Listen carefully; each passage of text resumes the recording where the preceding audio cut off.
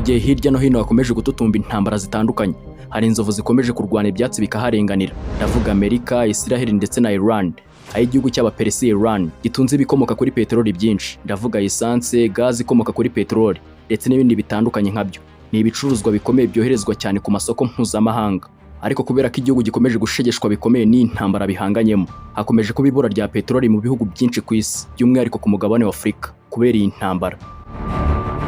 Ariko se nubwo intambara ikomeje kwiyongera, buri gihugu gishaka gusigasira ubusugire bwacyo, hagati ya Iran ndetse na Amerika, USA, ni ikihe gisirikare cy'igihugu mu by'ukuri cyatsinda ikindi muri iyi ntambara?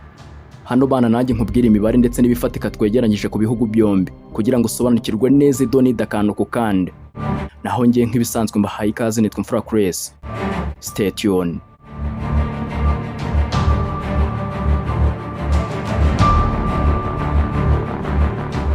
Hano urebye Leta Zunze Ubumwe za Amerika ndetse na Iran ntibigereranywa na gato mu buryo bw'imbibi, kuko biri ku migabane itandukanye. Amerika iri mu majyaruguru, mu gihe Iran iri muri Aziya y'uburengerazuba muri Middle East. Leta Zunze Ubumwe za Amerika ni nini cyane ugereranyije na Iran, haba mu buso ndetse no mu mibare y'abaturage, kuko Amerika na Iran harimo intera ingana na kilometero zigera ku 11,681. Indege isanzwe ikoresha amasaha ari hagati ya 13 na 19 kugira ngo ive mu gihugu kimwe ijye mu kindi, bitewe n'aho igurukiye n'aho ishaka kwerekeza. Kandi Amerika umujyi mukuru wayo ni Washington DC, perezida akaba bwana Donald Trump. Naho igihugu cyubatse ku buso bwa kilometero kari 9,800,000. Na Iran umujyi mukuru wayo ukaba Tehran. Wari umuyobozi w'ikirenga wacyo uherutse kwicwa yitwa Ali Khamenei, nyuma y'urupfu rwaza gusimburwa n'umuhungu we witwa Mujtaba Khamenei ku mwanya w'umuyobozi w'ikirenga. Akaba ayoboye igihugu cy'ubuso bwa kilometero kari 1,650,000. Ku ruhande rw'abaturage, Amerika ifite abangana na 349,000. Iran ikagira abangana na 93,000,000. Ubwo bivuze ko Amerika ikubye Iran inshuro 6 zose mu buso bwose bw'igihugu hagati y'ibihugu byombi. Kandi imwe mu ntara zigize Leta Zunze Ubumwe za Amerika yitwa Alaska iruta igihugu cya Iran mu buso bw'igihugu. Ese ubundi mu by'ukuri ku cy'ibihugu bitandukanye muri byose, ariko intambara ikaba yarashobotse, yarabayeho bigakunda? Impamvu Amerika ntabwo irwanira muri Amerika ubwayo, ifite ibirindiro byinshi bya gisirikare mu bihugu bikikije Iran, nko muri Qatar, Bahrain, Kuwait, Turukiya ndetse na Jordan. Ibi bituma ishobora kugaba ibitero byegeranye cyane na Iran mu buryo bworoshye cyane, kuko intera ihari ntabwo ari inzitizi kuri Amerika. Ifite ubushobozi bwo kugeza ingufu zayo za gisirikare ahariho hose ku isi mu minota mike cyane. Yego rwose, nubwo Amerika ifite ikoranabuhanga rihanitse, ariko Iran nayo ifite ubushobozi bukomeye butuma intambara iba idasanzwe kandi iteye ubwoba. Iran ntabwo ari igihugu wapfa kwisukira gutyo ngo birangiriraho cyangwa se ngo bikugwa amahoro, kuko ni igihugu kihagararaho mu buryo bwose bushoboka. Ubukungu bwose bw'igihugu cya Iran muri uyu mwaka bugera ku gaciro ka miliyari 475 z'amadolari y'Amerika. Naho ubukungu bwose bwa Leta Zunze Ubumwe za Amerika bwose bugera ku gaciro ka tiriyoni 32 z'amadolari y'Amerika. Kandi igihugu cya Iran nta ntwaro kirimbuzi gifite. Naho ku ruhande rwa Leta Zunze Ubumwe za Amerika ifite intwaro kirimbuzi nuclear weapons zigera ku 5,177 mu bubiko bw'intwaro bwayo bwose, zishobora kurimbura umujyi ndetse n'ibirindiro bya gisirikare mu kanya gato cyane. Igisirikare cya Iran, Islamic Republic of Iran Armed Forces, kigizwe n'inzego zitandukanye zishobora kwitabazwa vuba byihuse.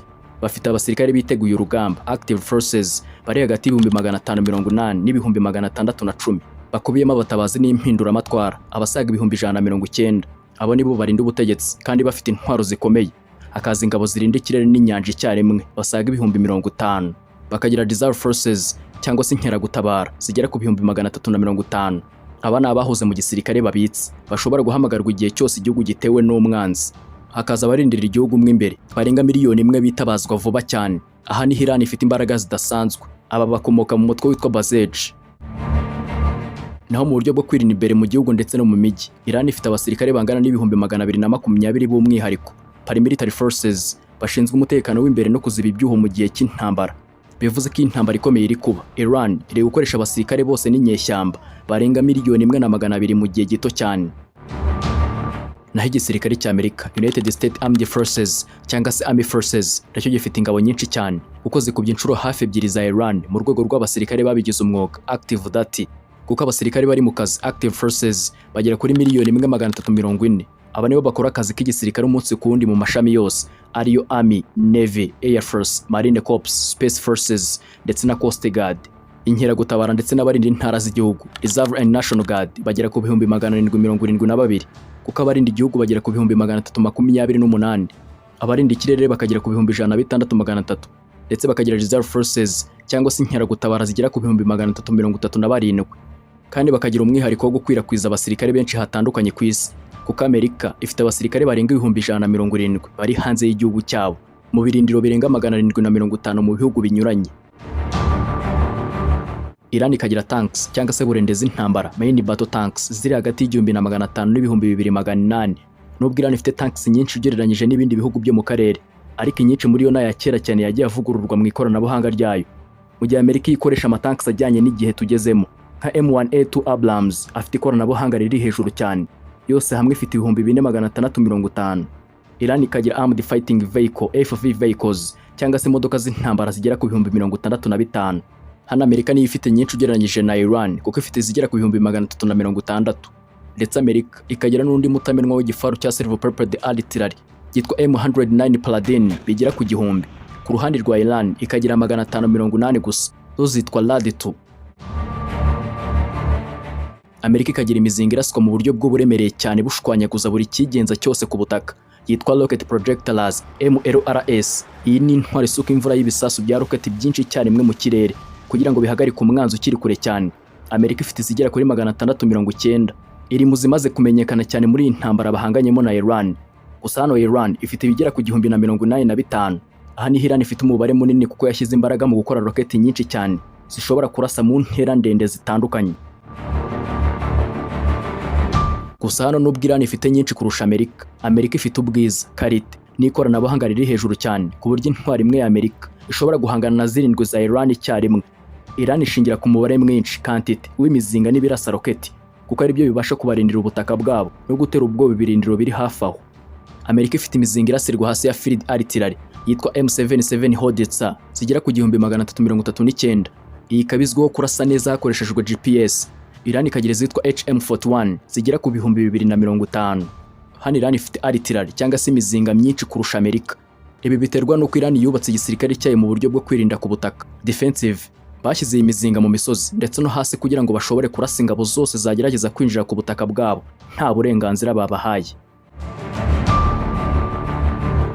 Hano Amerika na Iran bifite imbaraga zidasanzwe zo kurwanira mu kirere buhambaye, air superiority, kuko igisirikare cya Amerika kirwanira mu kirere cyitwa State Air Force USF. Ifite umubare w'abasirikare bose barwanira mu kirere bangana n'ibihumbi 701 barenga. Iran ikagira abagera ku 37,000 barwanira mu kirere bitwa Islamic Republic of Iran Air Force.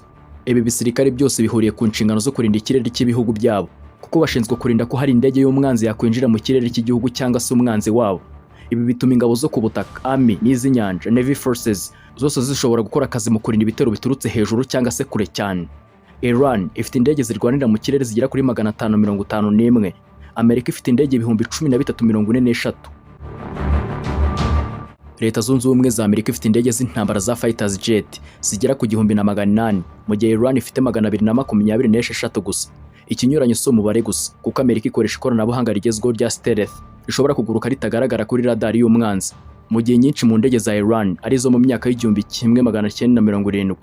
Amerika ifite izitwa F-22 Raptor, indege ikomeye cyane ku isi mu kurwanira mu kirere kandi itagaragara kuri radar, ndetse na F-35 Lightning II, indege igezweho cyane ya 5th generation fighter ikoreshwa mu gutanga amakuru no kugaba ibitero byihuse. Gusa iyi ndege ya F-35 iherutse guhanurwa n'igisirikare cya Iran mu buryo bukomeye cyane. Ndetse n'izitwa F-15 Eagle, indege zihuta cyane zikoreshwa mu kurinda ikirere no gutunda ibisasu byinshi bijyana ku rugamba. F-16 Fighting Falcon ni indege ya mbere ihambaye ikoreshwa cyane mu mirimo itandukanye. Ndetse na A-10 Thunderbolt II, indege izwiho kurinda ingabo zo ku butaka no kurasa ibifari ikabihindura umuyonga mu kanya gato cyane.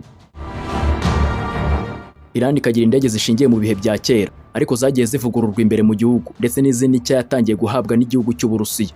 Gusa nabo bafite yitwa 14 Tomcat, indege ikomeye kurusha izindi Iran ifite, yakuye muri Amerika mbere y'imyaka y'1979.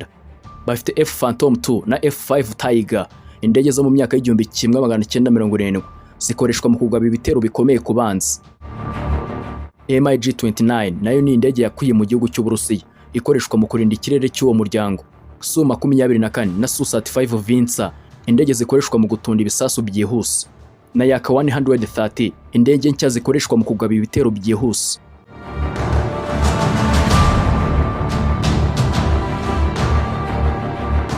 Gusa muri uyu mwaka wa 2026 Amerika ikomeje kuba igihugu cya mbere ku isi gifite indege nyinshi za kajugujugu helicopters, mu gihe Iran ifite nkeya cyane kandi zo mu gihe cya mbere. Gusa uretse izo yatangiye guhabwa n'igihugu cy'Uburusiya. Gusa Amerika ifite helicopters kajugujugu zigera ku 5913, Iran ikagira kajugujugu 133 gusa zonyine. Amerika ikagira indege 465 zo mu bwoko bwa kajugujugu rutura za Boeing CH-47 Chinook. Iran ifite iziri hagati ya 20 na 30 gusa. Inyinshi muri zo nizo mu bwoko bwa CH-47C yaguze na Amerika mu myaka y'1970 mbere yuko habaho ubwumvikane buke hagati y'ibihugu byombi.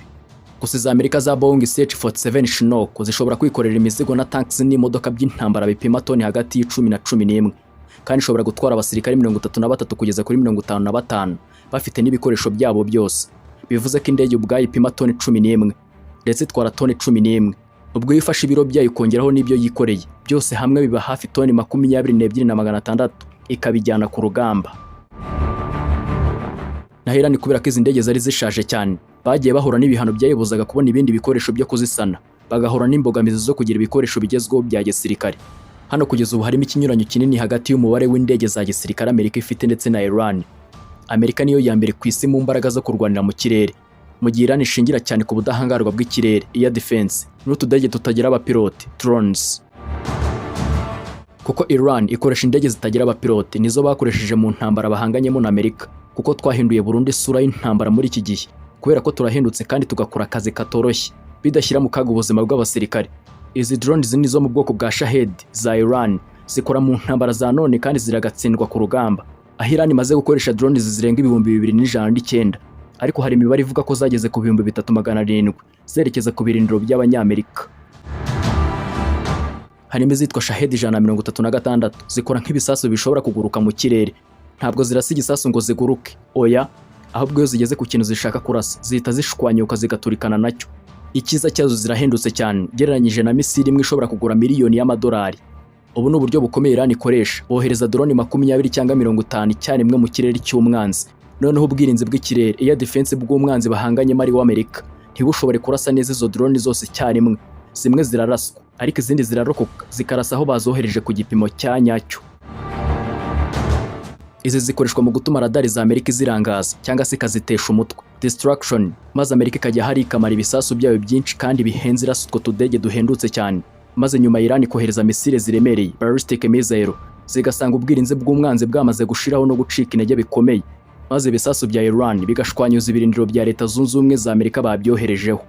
Gusa hari izindi drone zitwa nka Mohaj cyangwa se Shahed 129 zishobora kuguma mu kirere amasaha menshi hafi 28 zifata amashusho, zishobora kureba aho ibirindiro bya Amerika aho biri, maze zigaha amakuru ingabo zo ku butaka cyangwa se bakohereza misile kugira ngo barase neza ku gipimo bya nyabyo. Kandi muri uyu mwaka wa 2026 Iran yongereye ikoranabuhanga rya artificial intelligence AI muri izi drones, zituma zishobora kwitwara no guhitamo aho zirasa na radari z'umwanzi zagerageza kuzihagarika. Kuko igiciro cya drone imwe ya Shahed 136 igura hafi 20,000 by'amadolari y'Amerika, ariko Amerika yikoresha misile hafi igura miliyoni 4 z'amadolari y'Amerika kugira ngo ihanure drone imwe ya Iran igura ayo mafaranga make cyane kuri misile iba yakoreshejwe mu kuyihanura. Ibi bituma Amerika n'inshuti zayo basigara bafite ikibazo cy'uko ibisasu byabo interceptors bishobora gushira vuba kandi bihenze cyane ugereranyije n'izi drones za Iran. Amerika nayo ifite tudege tutagira abapilote drones twinshi cyane kandi tw'uburyo butandukanye kurusha Iran, nubwo Iran yihariye ku gaciro k'utudege duhendutse cyane twa Shahed, kuko Amerika ifite drones zirenga 16,000 zikoreshwa n'igisirikare, harimo iz'ubutasi n'izirasa. Ariko muri iki gihe yatangiye gahunda yitwa drone dominance igamije kugura drone ntoya zigera kuri 1,000,000 mu myaka 2 iri imbere, nazo zikaba ziri gukoreshwa muri intambara bihanganyemo. Kandi Amerika kugira ngo ihangane na za misile n'utudege twa drones twa Iran mu burasirazuba bwo hagati ikoresha uburyo buhambaye bwo kurinda ikirere bwa rear defense, harimo ubwitwa MIM-104 patriotic missile. Ubu ni ubwirinzi buzwi cyane na Amerika ikoresha mu kurinda ibirindiro byayo. Ikikora gusa no guhanura misile za ballistic missiles, indege z'intambara n'utudege twa drones tunini. Hano biracyari ikibazo kuko misile za Patriot igura hafi miliyoni 4 z'amadolari y'Amerika, bigatuma kuyirasa kuri drone y'ibihumbi 20 by'amadolari biba igihombo gikomeye kuri Amerika. Hakaza n'ubundi bwirinzi bwitwa THAAD Terminal High Altitude Area Defense. Ubu ni uburyo bukomeye cyane Amerika yashyize mu karere k'uburasirazuba bwo hagati muri uyu mwaka. Akazi kayo no guhanura misile zerekeza kure cyane long range missiles zikiri mu kirere hejuru cyane mbere y'uko zitangira kumanuka. Ndetse n'iyitwa Islam Centurium, iyi ni imbunda nini cyane yo mu bwoko bwa Gatling gun, irasa ibishashi byinshi mu munota, yihanura utudege duto cyane n'ibisasu biremereye biba biri gushaka kugwa mu kigo cya gisirikare kuko irimo radari yerekeza hirasa, ndetse n'izindi zo mu bwoko butandukanye. Kuri Iran ifite uburyo bukomeye bw'ubwirinzi bw'ikirere air defense, kuko izi neza ko Amerika irusha indege z'intambara zidasanzwe. Igisirikare cya Iran cyashyize imbaraga mu gukora uburyo bwacyo bwite bwo guhanura indege na za misile za buri mwanzi wese uyisagariye. Nkuko twabivuze hejuru, Iran yahanuye indege ya F-35 ya Amerika irakongoka. Kuko Iran ifite ubwirinzi bw'ikirere bwitwa 𝐕373 bakunda kwita icyizere cya Iran.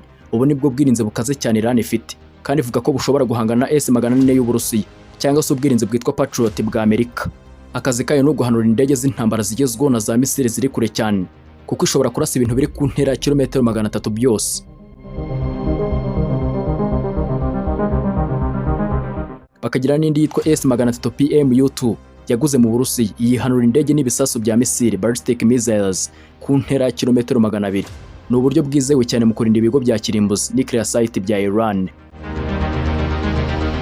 Ndetse bagakoresha yitwa Codad 15 and RAD zishobora kuvumbura indege na radar bikiri ku ntera ya kilometero 120, maze bakazirasira kuri kilometero 75. Iyi niyo yakoreshejwe mu guhanura drone ya Amerika yitwa Global Hawk muri 2019. Bafite n'iyitwa CPH radar system. Iyi ni radar nini cyane ishobora kureba ibintu bikiri kure cyane, ibasha kuvumbura indege cyangwa se misile zahagurutse muri Amerika cyangwa se mu mazi ya kure ku ntera ya kilometero 3000, maze igahirana umwanya wo kwitegura mbere y'uko iki gitero kigera hafi.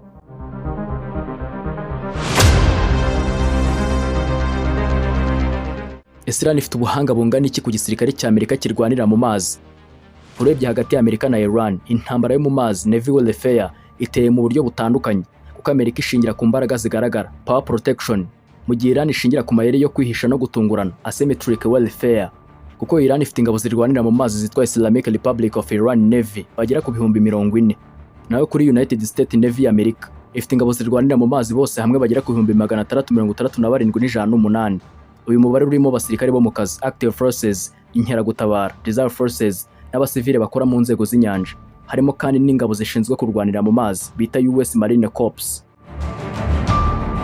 Hano Amerika ifite ubwato busanzwe bugera kuri 440, ikagira n'ubundi rutura bugera kuri 11 bwitwa aircraft carriers bukomeye cyane ku isi bwitwa USS Gerald R. Ford, ushobora guhagararaho indege hagati ya 75 na 90 za F-35C, F/A-18 na F-35 ndetse n'izindi nyinshi zisigaye. Ariko Iran nta bwato na bumwe ifite nk'ubwo bwa aircraft carriers, gusa mbega yishingikiriza ku mato asanzwe fast boat ndetse no gutega za mine mu ndiba y'inyanja. Iran ifite ubwato busanzwe bugera ku 145, gusa ikagira n'andi mato yitwa forward base ships ashobora guhagararaho drones n'izindi kajugujugu ntoya ziri hagati ya 20 na 50. Kandi Amerika ifite 75 ubwato bunini bwitwa destroyers, amato y'intambara yunganira yitwa 𝐷𝐸𝐺𝐵 class, zagenewe kurinda ubwato bwa aircraft carriers buhagararaho indege. Iyi destroyers ishinzwe guhanura misile no kurasa submarines ziri ku ntera kilometero 1600 kure cyane mu ndiba y'inyanja, ndetse n'ubwato bwitwa frigate bugera kuri 3. Iran nayo ifite amato yitwa frigate cyangwa se corvette agera kuri 7, ariko ntabwo afite imbaraga nka destroyers ya Amerika. Amerika ifite submarines zirwanira munsi y'inyanja 37, zose zikoresha ingufu za nucleaire za kirimbuzi, bityo zishobora kuguma munsi y'indiba y'inyanja imyaka n'imyaniko zitagaragara hejuru. Zifite n'ibisasu bya torpedo birenga 2,000 mu bubiko, kandi buri imwe ishobora kurasa misile n'ibisasu bya kirimbuzi. Ni ibisasu bifite ikoranabuhanga ryo gukurikirana ubwato no gusenya mu masegonda make cyane. Gusa Iran ifite hagati ya 19 na 25, inyinshi ariko ni ntoya cyane ugereranyije no kuza Amerika. Harimo izitwa Gadley class zagenewe kwihisha mu mazi magufi ya Strait of Hormuz kugira ngo zitege ibisasu cyangwa se zirase mu buryo bwa hit and run cyangwa se zikubita zibangura byihuse. Gusa n'ubwo Iran ifite ntoya ugereranyije n'iza Amerika, ariko ifite torpedo yitwa hot supercafeting torpedo.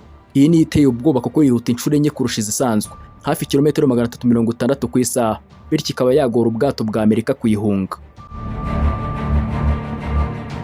Gusa hari ibindi Iran ifite Amerika idafite. Ifite ubwato bwinshi bwitwa swarm boats bwa fast attack craft bwuzuyeho misile n'ibisasu zagenewe kugota ubwato bumwe bunini bwa Amerika. Hakaza ubundi bwato bwitwa sea mines. Iran ifite ibihumbi by'ibisasu bitegwa mu mazi bya mine bishobora gufunga inzira mu mazi akabura aho ahungira. Kuri Amerika ifite ibyambu bigera kuri 35. Iran ifite ibyambo bitatu bihagararaho amato yabo y'intambara, ndetse Amerika ifite ibibuga by'indege bisanzwe bigera ku 15,873. Iran ikagira 173 gusa.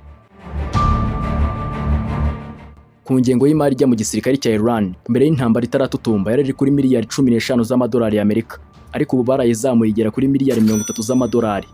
Naho ingengo y'imari ya Amerika mu by'umutekano n'igisirikare imaze kurenga tiriyari 1 y'amadolari bwa mbere mu mateka. Ariko mbere Amerika itarajya mu ntambara ya Iran bahanganyemo yari iri kuri miliyari 900 z'amadolari y'Amerika. Gusa muri rusange mu rugamba rwo kwirinda, Iran yagora Amerika cyane bitewe n'imisozi n'uburyo bwabo bwo kurwanira mu nzu cyangwa se mu bihuru. Amerika ishobora gutsinda intambara y'ibirwanisho ifite, ariko ikananirwa kuyobora cyangwa se gufata igihugu nka bya bindi byabaye muri Afghanistan, cyangwa se igatsindwa nk'uko Vietnam yabikoze mu 1975. Muri make nuko Amerika ifite ubushobozi bwo gusiba Iran ku ikarita ya gisirikare, ariko Iran ifite ubushobozi bwo gutuma intsinzi ihenda Amerika cyane, haba mu mafaranga ndetse no mu maraso y'abasirikare.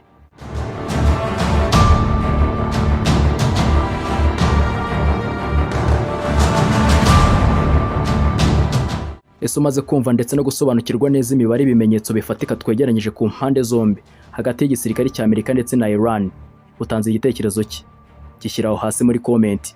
Mwakoze kubana natwe ndetse no kudutega amatwi, kandi niba ukunze ibyo dukora kandi like, kandi ntiwibagirwe gukora subscribe. Naho ngiye wumvaga nitwa Imfura Chris. Murakoze, naho butaha.